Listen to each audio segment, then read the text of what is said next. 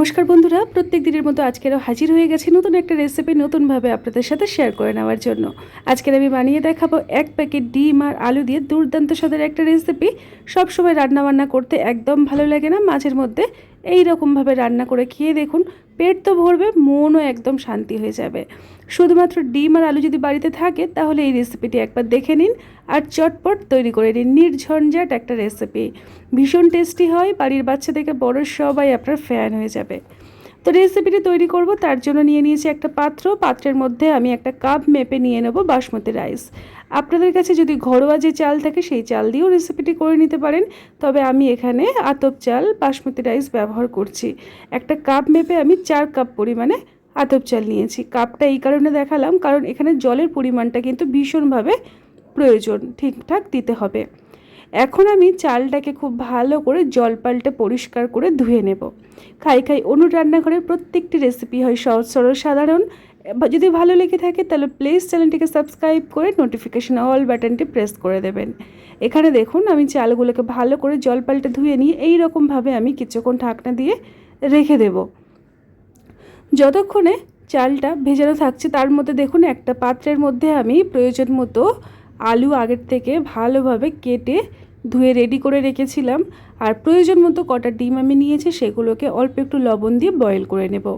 বন্ধুরা, ডিম আর আলুর পরিমাণটা নিজেদের প্রয়োজন বুঝে ব্যবহার করবেন। আমি এখানে অল্প একটু লবণ অ্যাড করলাম যাতে করে আলুর মধ্যে ডিমের মধ্যে লবণের স্বাদটা ভালোভাবে ঢুকে যায়। যেহেতু সিদ্ধ হয়ে গেছে আমি সেগুলো ডিমের খোসাগুলোকে ছাড়িয়ে আলাদা একটা পাত্রের মধ্যে নিয়ে নিয়েছি। এবারে চলুন চটপট রেসিপিটি তৈরি করি। তার জন্য একটা বড় ধরনের পাত্র বা আমি এখানে কড়াইয়ে তৈরি করব। আপনারা বড় ধরনের হাঁড়িতেও রেসিপিটি করতে পারেন। মোটামুটি নাড়াচাড়া করতে সুবিধা হবে এই রকম ধরনের একটা পাত্র নিতে হবে। প্রথমে একটা বড় সাইজের পেঁয়াজ লম্বা লম্বা করে কুচিয়ে নিয়েছিলাম, সেটাকে অল্প একটু লবণ দিয়ে ভেজে নেব। প্রথমে পেঁয়াজটাকে বেরেস্তার মতো করে রেডি করতে হবে। তো আমি এখানে মোটামুটি 5 থেকে 6 মিনিট জোরে আঁচে রেখে পেঁয়াজটাকে লালচে করে ভেজে নেব। তো দেখুন পেঁয়াজটাকে ঠিক এই রকমভাবে ভেজে আমি তুলে সাইড করে দিচ্ছি। একদম সহজ সরল সাধারণ রেসিপি আর ভীষণ টেস্টি হয়। বন্ধুরা, একবার হলেও কিন্তু এই রকমভাবে রান্না করে দেখবেন, তারপরে আমাকে জানাবেন রেসিপিটি কেমন লেগেছিল। ওই তেলের মধ্যে আমি 1 চামচ পরিমাণে ঘি অ্যাড করলাম। ঘিটা সম্পূর্ণ অপশনাল, আপনারা চাইলে নাও দিতে পারেন। এখানে আমি ফোড়নে গোটা গরম মশলা, সাদা জিরা আর একটা কি দুটো তেজপাতা এখানে অ্যাড করেছি। ফোড়ন থেকে খুব সুন্দর একটা মিষ্টি গন্ধ বেরোবে, ঠিক সেই সময়টা অ্যাড করে দিতে হবে একটা মিডিয়াম সাইজের পেঁয়াজ, এই রকম লম্বা লম্বা করে ঝিরিঝিরি করে কুচিয়ে নেওয়া। ফোড়নের সাথে পেঁয়াজটাকে কিছুক্ষণ ভেজে নেব যাতে করে পেঁয়াজের গায়ে হালকা কালার চলে আসে। পেঁয়াজ যতটাই ভালো করে ভাজা হবে রেসিপিটি ততটাই টেস্টি হবে। এইরকমই সহজ সরল সাধারণ রেসিপি পাওয়ার জন্য খাই অনুর রান্নাঘরে চ্যানেলটিকে সাবস্ক্রাইব করে নোটিফিকেশন অল বাটনটি প্রেস করে দেবেন। পেঁয়াজটাকে দেখুন মোটামুটি ভাজা করে নিচ্ছি। তার মধ্যে আমি ডিমগুলোকে একটু গায়ের মধ্যে এরকমভাবে কাট লাগিয়ে নেব। প্রত্যেকটা ডিম কাট লাগিয়ে আমি এই রকমভাবে পেঁয়াজের সাথে ভেজে নেব। আগেই প্রথমে যেহেতু বলেছিলাম আমি আপনাদেরকে যে সহজ সরল এক পাকে একটা রান্না, খুব নির্ঝঞ্ঝাট, আপনাদের কোনো ঝঞ্ঝাট থাকবে না। আপনারা চাইলে কিন্তু ডিমটা আগে তেলের মধ্যে ভেজে নিতে পারেন, তবে আমি আর আলাদা করে ভাজবো না। এই রকমভাবে পেঁয়াজের সাথেই ভালো করে ভেজে নেব। ডিমের গায়ে একটু হালকা কালার আসা পর্যন্ত অপেক্ষা করব, তারপরে আগের থেকে বয়েল করে রাখা আলুগুলোকে একই সাথে ভেজে নিচ্ছি। বন্ধুরা, রেসিপিটি এতটা টেস্টি হয়, আপনারা একবার যদি বানান মনে হবে বারে বারে এইভাবে বানিয়ে খাই। আপনারা যদি ঘরের ঘরোয়া সিদ্ধ চাল দিয়ে রান্নাটা করেন তাহলে আপনারা কিন্তু চালটাকে ভালো করে ভিজিয়ে রাখবেন আগের থেকে, তাহলে দেখবেন রেসিপিতে ভাতটা ভীষণ ঝরঝরে হবে। আমি মোটামুটি 2 থেকে 3 মিনিট পরে আপনাদেরকে দেখাচ্ছি। দেখুন ডিমের গায়ে হালকা একটা কালার চলে এসছে আর আলুগুলোও মোটামুটি তেলের মধ্যে কোট করা হয়ে গেছে, ভাজাও মোটামুটি হয়েছে। ঠিক এই পর্যায়ে দিয়ে দিতে হবে 2 চামচ পরিমাণে আদা আর রসুন বাটা। আমি এখানে যে পরিমাণে ডিম আলু চাল ব্যবহার করছি সেই পরিমাণে 4 চামচে 2 চামচ পরিমাণে আদা রসুন বাটা অ্যাড করলাম। হাফ চামচ দিয়ে দিলাম জিরে গুঁড়ো, আর আমি এখানে দিয়ে দেবো তার থেকেও কম পরিমাণে ধনে গুঁড়ো দিয়ে সমস্ত মশলা খুব ভালো করে ডিমের সাথে কষিয়ে নেব। এই রান্নাতে কোনো রকম হলুদ গুঁড়ো বা কাশ্মীরি লঙ্কার গুঁড়ো ব্যবহার করা চলবে না। রেসিপিটি তৈরি হবে একদম সাদামাটা। আর খুব ঝরঝরে তৈরি হয়। দেখুন মোটামুটি আমি 2 থেকে 3 মিনিট একটু কষিয়ে নিয়েছি, তারপরেই আগের থেকে ভিজিয়ে রাখা বাসমতি রাইসটা দিয়ে দিলাম।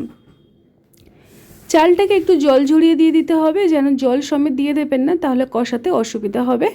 আমি জলটাকে ফেলে দিয়ে সমস্ত চালগুলোকে দেখুন আমি ঢেলে দিয়েছি। তার সত্ত্বেও দেখুন কিছুটা পরিমাণে জল কিন্তু এখানে চলে গেছে। তো এই জলটাকে আমি একটু কষিয়ে কষিয়ে একদম শুকনো করে নেব। একটু সাবধানের সাথে নাড়াচাড়া করবেন, না হলে কিন্তু ডিম আলুটা ভেঙে যাওয়ার চান্স থাকবে। এইরকম একটা ঝাঁঝরার সাহায্যে বা বড় একটা খুন্তির সাহায্যে একটু নাড়াচাড়া করে নিতে হবে। কিছুক্ষণ এইভাবেই রেখে দেব। তবে তার আগে দিয়ে দিলাম স্বাদ মতো লবণ, আর দিয়ে দেব অল্প একটু চিনি, যাতে করে রেসিপির টেস্টটা ব্যালেন্সটা বজায় হয়। দেখুন মোটামুটি আমি 2-3 মিনিট পরে আপনাদেরকে দেখাচ্ছি। চালটাকে ভালো করে আলুর সাথে আমি কষিয়ে নিয়েছি। এখন এর মধ্যে আমি দিয়ে দেব জল। জলের পরিমাপটা কিন্তু আপনারা একটু ভালো করে লক্ষ্য করবেন, না হলে রেসিপিটি একদম মানে ঘাঁটা গলা হয়ে যাবে, খেতে অতটাও ভালো লাগবে না। তো আমি এখানে যেহেতু 4 কাপ চাল নিয়েছি, তার জন্য আমি দেখুন কাপ মেপে 4-এর মানে ডবল মানে 8 কাপ জল এখানে দিয়ে দিচ্ছি। 1 কাপ চালের জন্য 2 কাপ জল লাগবে। আমি আপনাদেরকে বারে বারে বলছি, অবশ্যই করে জলের পরিমাপটা আপনারা কিন্তু বুঝে শুনেই দেবেন। এবারে জল যেহেতু আমি পরিমাণ মতো দিয়েছি, দিয়ে ভালো করে সব কিছুকে নাড়িয়ে চাড়িয়ে দিলাম। এখন ঢাকনা দিয়ে জোরে আছে ফুটতে দেব। যতক্ষণ না ফুটছে ততক্ষণ অপেক্ষা করব। আমি আপনাদেরকে মোটামুটি 3-4 মিনিট পরে দেখাচ্ছি। দেখুন ফুটতে আরম্ভ করে দিয়েছে। এখন আমি এগুলোকে হালকা হাতে নাড়িয়ে চাড়িয়ে নেব। মাঝখানের চালগুলো একটু ভালোভাবে সুসেদ্ধ হয়েছে, সাইডটা কিন্তু ফুটছে না। গ্যাসের যেহেতু মানে চারিদিকটা আগুন একটু লাগতে সমস্যা হয়, বড় একটা কড়াই, তাই আমি সবগুলোকে ভালো করে নাড়িয়ে চাড়িয়ে দিলাম। এখন আমি এর মধ্যে আগের থেকে যে বেরেস্তা ভেজে রেখেছিলাম ওটাকে দিয়ে দিলাম। সমস্ত বেরেস্তা এই সময়টা দিয়ে দিতে হবে। তারপরে দিয়ে দেবো ওপর থেকে একদম কুচিয়ে নেওয়া ধনিয়া পাতা, আর দিয়ে দেবো ওপর থেকে একটু শাহি গুঁড়ো গরম মশলা, আর দিয়ে দিলাম 1 চামচ পরিমাণে গাওয়া ঘি। এই সমস্ত উপকরণ দিয়েছি। তবে আর একটা মেন উপকরণ দেব। এই দেখুন, এই আমি ছোট্ট একটা অর্ধেকটা জায়ফল নিয়েছি। এই জায়ফলটা দিলে এই রেসিপিটি কিন্তু সাদা মাটা হবে না, একটু ভিন্ন স্বাদ আসবে আর ভীষণ ভালো লাগে খেতে। এই রান্নাতে কোনো রকম গোলাপ জল, কেওড়া জল বা কিছুই ব্যবহার হবে না, শুধুমাত্র এই জায়ফলটা আমি দিয়ে দিলাম। এটা দেওয়ার ফলে কিন্তু রান্নার টেস্টটা দারুণ আসে। আর এখানে আমি দিয়ে দিলাম কিছুটা পরিমাণে কাঁচা পাকা লঙ্কা মাঝখান থেকে ফালি করে নেওয়া। গ্যাসের ফ্লেমটাকে অফ করে আমি 5 মিনিট অপেক্ষা করেছিলাম। তারপরে ঢাকনাটাকে খুলে আপনাদেরকে দেখাচ্ছি। দেখুন আজকের আমাদের এই ঝরঝরে 1 পাকের রেসিপি একদম তৈরি হয়ে গেছে। বন্ধুরা দেখছেন একদম ঝরঝরে হয়। একবার হলো এরকমভাবে ট্রাই করবেন, তারপরে আমাকে জানাবেন। প্রথম দেখবেন নিচে মনে হবে জল থাকছে, কিন্তু তাতে কোনো সমস্যা নেই। আপনাদেরকে একটু গ্যাসের আঁচটা জোরে করে দিতে হবে, দিয়ে এগুলোকে হালকা হাতে নাড়িয়ে চাড়িয়ে অফ করে এই রকমভাবেই আমি ঢাকনা দিয়ে রেখে দেব। তাহলে ভাতটা স্ট্যান্ডিং টাইমে থাকবে, একদম ঝরঝরে হয়ে যাবে আর ভীষণ ভালো হবে। আমি মোটামুটি কিছুক্ষণ রেখে দিয়েছিলাম গ্যাসের ফ্লেমটাকে অফ করে আর ঢাকনা দিয়ে। তারপরে ঢাকনাটাকে খুলে আপনাদেরকে আমি দেখাচ্ছি। দেখুন কতটা ঝরঝরে হয়েছে।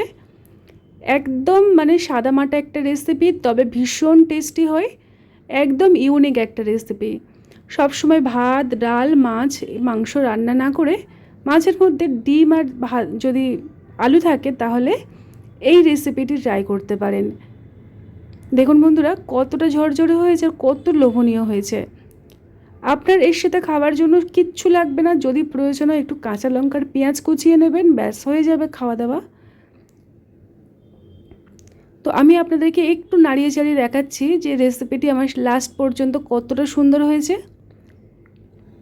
তো আমার মতো কারা কারা এই রকম 1 প্যাকেট শর্টকাট রান্না করতে ভালোবাসে, আমাকে কিন্তু অবশ্যই করে একবার হলেও জানিয়ে যাবেন। দেখুন বন্ধুরা আমি আপনাদেরকে কাছ থেকে দেখাচ্ছি কতটা সুন্দর, কতটা ঝরঝরে হয়েছে, কত তাড়াতাড়ি হয়ে গেল। একটা পাত্রের মধ্যে আমি এবার পরিবেশন করে নিচ্ছি খাওয়ার জন্য। তো ভীষণ টেস্টি হয় বন্ধুরা, একবার হলেও এইরকম আপনারা ট্রাই করবেন, তারপরে আমাকে জানাবেন রেসিপিটি আপনাদের কেমন লেগেছিল। যদি ভালো লেগে থাকে তাহলে প্লিজ একটা লাইক দিয়ে দেবেন। নতুন হলে আমার পরিবারে আসার আমন্ত্রণ রইল। এইরকমভাবে ডিম দিয়ে আলু দিয়ে ভাতটাকে মেখে খেতে এক কামড় করে কাঁচা লঙ্কা দিয়ে জাস্ট ফাটাফাটি হয়। আজকের মতো এই পর্যন্ত, টাটা।